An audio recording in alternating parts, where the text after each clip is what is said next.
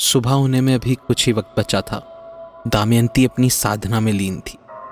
न जाने क्यों पिशाचिनी और जानवी एक साथ उसे दिखाई दिए। वो घबरा कर उठ गई। उसकी सांस फूलने लगी। इतने में वहां सहमी घबराई जानवी आ जाती। माँ, वो छत पर कमरे में। जानवी बेटा, नहीं, चुप हो जा बेटा। क्या हुआ मेरा बच्चा? दमयंती जानवी को चुप करवाती है और तभी जानवी अब तक की सारी घटनाओं के बारे में दमयंती से कह देती है। छत के कमरे पर जाना, वहां पिशाचिनी से मिलना, मीना और ईशा का वहां बेरहमी से मारा जाना और पिशाचिनी का तीसरा शिकार राघव का होना। ये सुनकर दमयंती भूषण से कहती है, भूषण, मुझे तुमसे ये उम्मीद नहीं थी। इतनी बड़ी बात हो गई और तुमने मुझे बताया तक नहीं। हमसे भूल हो गई रानी जी, हमें क्षमा कर दीजिए। तुम समझ नहीं रहे भूषण। मेरा पिछली बार जब उससे सामना हुआ था वह तब भी बहुत भयंकर थी। उस समय तो पुरोहित जी ने उसे अपनी मंत्र शक्ति से कमरे में बंद कर दिया था।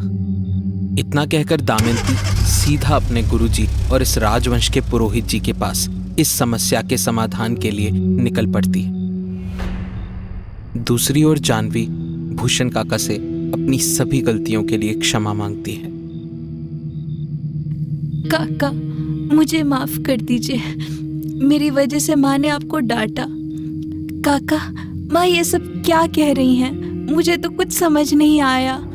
लगता है सही समय आ गया है जब हवेली के कुछ पुराने राज को बाहर आना होगा।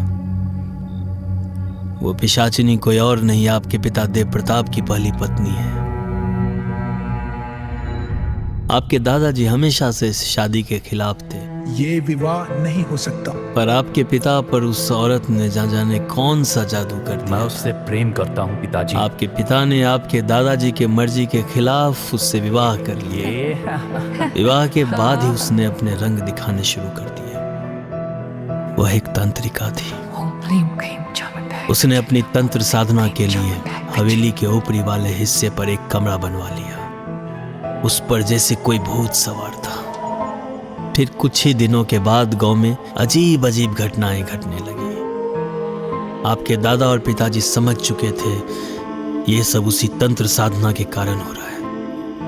एक दिन आपके दादा और आपके पिता ने उसी कमरे में उसे बंद कर दिया और उसने वहां भूखे प्यासे तड़प तड़प कर अपनी जान दे दी। जब वो कमरा खोला गया तब वहां की दीवारों पर खून से लिखा था, मैं वापस आऊंगी।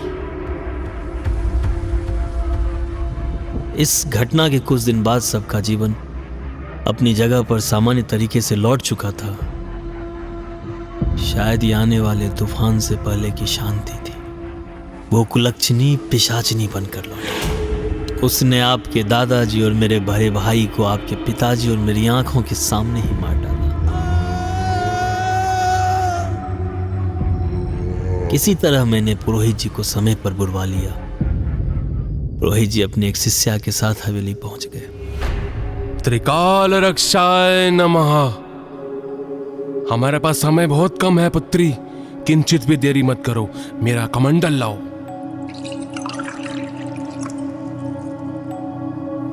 ओम उग्रं वीरं महाविष्णु ज्वलतं सर्वतोमुखं नरसिंहं भीषणं भद्रं मृत्यो नमाम्यहम्। ओम उग्रं वीरं महाविष्णुं ज्वलतं सर्वतोमुखं नरसिंहं भीषणं भद्रं मृत्यु नमाम्यहम्।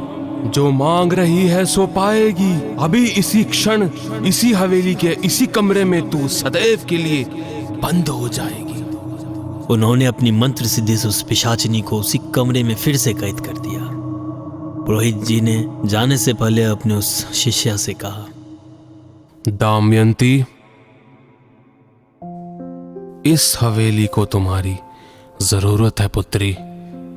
मैं चाहता हूं तुम देव से विवाह करके इस हवेली में ही रहो और अपनी साधना से इस हवेली को सदैव सुरक्षित रखो। देव, क्या तुम इस बात से सहमत हो? इसके पश्चात आपके पिता और आपकी मां का विवाह हुआ। फिर हवेली में खुशियां आ गई, परंतु कुछ समय बाद आपके पिताजी की मृत्यु हो गई। आपकी माँ और हमारी रानी जी घबराई नहीं, उन्होंने इस हवेली को वैसे ही संजोए रखा और आप दोनों को बड़ा किया। रानी जी ने इस हवेली के लिए अपना संपूर्ण जीवन दे दिया। दूसरी ओर दमयंती इस राजवंश के पुरोहित जी और अपने गुरुजी के पास पहुंच जाती है और उनसे गुहार लगाती है। ओम कालरात्रि चंडिका दुर्गे पिशाच त्रणाय होम फट स्वाहा। ओम कालरात्रि चंडिका दुर्गे पिशाच त्रणाय होम फट स्वाहा। ओम कालरात्रि चंडिका दुर्गे पिशाच त्रणाय होम फट स्वाहा। त्रिकाल रक्षाय नमः। प्रणाम गुरुजी।